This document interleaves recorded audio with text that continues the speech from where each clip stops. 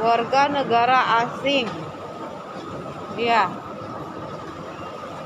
parah banget ya lagi corona gini.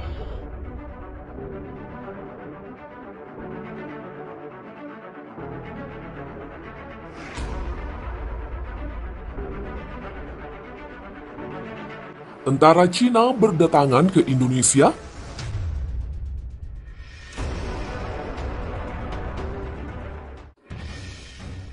Sebuah tanggapan oleh M. Rizal Fadilah, pemerhati politik dan kebangsaan. Setelah sebelumnya banyak kecurangan bahwa tenaga kerja asing asal Cina yang masuk ke Indonesia itu bukan semata pekerja, tetapi juga tentara. Karena terlihat dari postur tubuh yang tegap, kini kedatangan 153 orang melalui Bandara Soekarno-Hatta di masa pandemi juga dicurigai. 3 orang memegang visa diplomatik dan 150 lainnya memiliki kartu izin tinggal terbatas atau KITAS dan kartu izin tinggal tetap atau KITAP.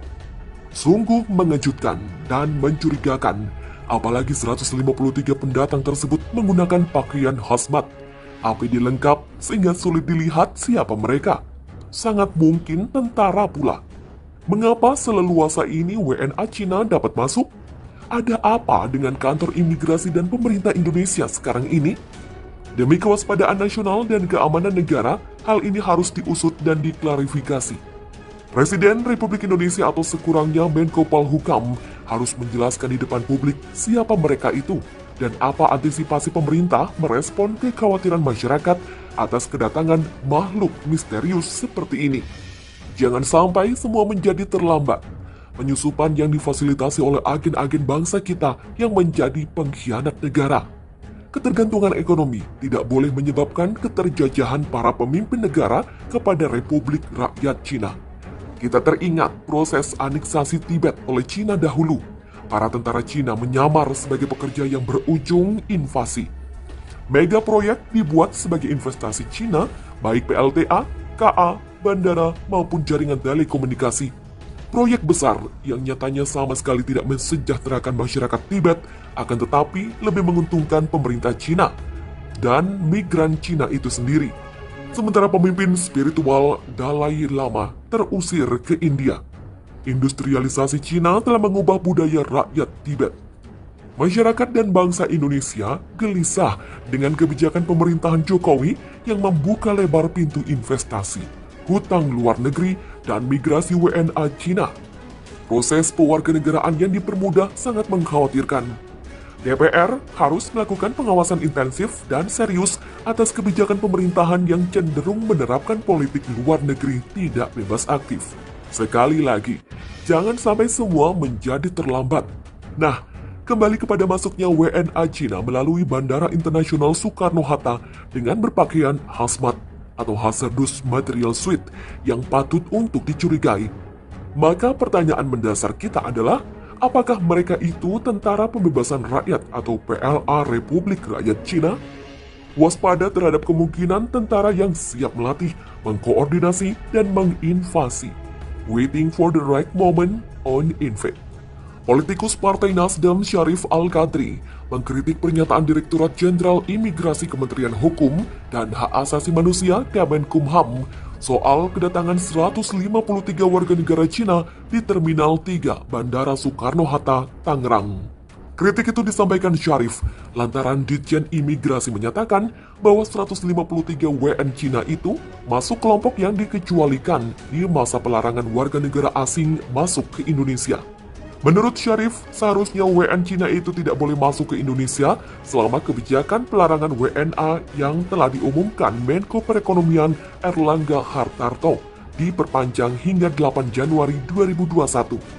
Berkaitan dengan WNA, jika aturannya tidak boleh masuk, harusnya tidak ada alias zero. Wakil Ketua Komisi 5 DPR RI itu juga mendengar kabar ada WNA maupun warga negara Indonesia yang baru tiba dari luar negeri tidak melalui proses karantina terlebih dahulu. Ia menduga ada pihak yang melakukan permainan selama menerapkan kebijakan pelarangan WNA masuk Indonesia. Menurutnya, hal ini harus segera ditindak tegas. Dia berharap semua pemangku kepentingan saling mendukung dalam menjalankan kebijakan pelarangan WNA masuk ke Indonesia. Menurutnya hal ini penting dalam rangka memutus rantai penyebaran COVID-19. Syarif juga meminta para pemangku kepentingan memiliki pandangan yang sama terkait kebijakan pelarangan WNA masuk Indonesia. Menurutnya tidak boleh ada pemangku kepentingan yang memandang kebijakan tersebut hanya dari sisi ekonomi atau ketenaga kerjaan saja. Sementara itu, klub sebagian Humas Direktorat Jenderal Imigrasi Kemenkumham Ahmad Nur Salim mengklaim 153 WNA Cina yang tiba di Bandara Suta masuk kelompok yang dikecualikan. Menurutnya, TKA dari Cina itu boleh masuk di tengah pelarangan WNA masuk ke Indonesia. Meski demikian, Ahmad tidak merinci kategori ratusan WN Cina tersebut yang menyebabkannya masuk kelompok yang dikecualikan. Direktorat Jenderal Imigrasi membenarkan sebanyak hampir 150-an warga negara asing atau WNA yang berasal dari Republik Rakyat Tiongkok atau RRT atau Cina memasuki Indonesia. Kasubag Humas Ditjen Imigrasi Ahmad Nur Saleh dalam keterangannya mengatakan, pada Sabtu 23 Januari telah mendarat pesawat China Southern Airlines dari Guangzhou dengan membawa 171 penumpang yang terdiri dari 153 warga negara RRT dan 18 WNI. Nur Saleh menjelaskan bahwa dari 153 orang warga negara RRT atau Cina, 150 orang diantaranya dengan izin tinggal terbatas atau ITAS dan izin tinggal tetap atau ITAP, dan 3 orang sisanya memiliki visa diplomatik. Ia menjelaskan seluruh penumpang asing yang mendarat tersebut masuk dalam kategori orang asing yang diizinkan masuk ke wilayah Indonesia berdasarkan SE Dirjen Imigrasi tentang pembatasan sementara masuknya orang asing ke wilayah Indonesia dalam masa pandemi COVID-19. Warga negara RRT itu saat ini sedang menjalani karantina sebelum mendatangi daerah tujuan tempat mereka bekerja. Setelah diperiksa kesehatannya, para penumpang diperiksa dokumen keimigrasiannya. Setelah lengkap, selanjutnya diarahkan oleh tim Satgas Penanganan COVID-19 menuju tempat karantina.